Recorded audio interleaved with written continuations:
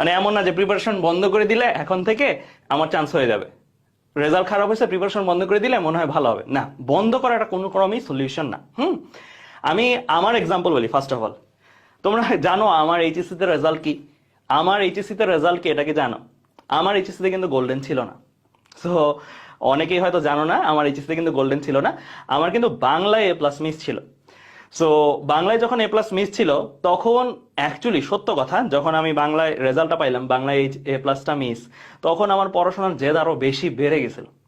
মানে তখন আমি বুয়েট টার্গেটে পড়তেছিলাম, বা রেজাল্ট আসলো বাংলা এ প্লাস মিস, তারপরে আমার পড়াশোনার গতি আগে যা ছিল এরপরে আমার জেদ আরো বেড়ে গেছে।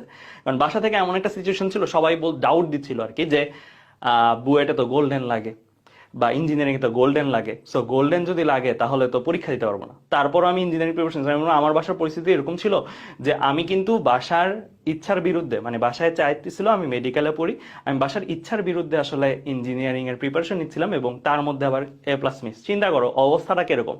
মানে সবাই বলতেছিল যে তোকে বলছিলাম আর কি ওই প্রিপারেশন নিতে, এইরকম একটা মুহূর্ত।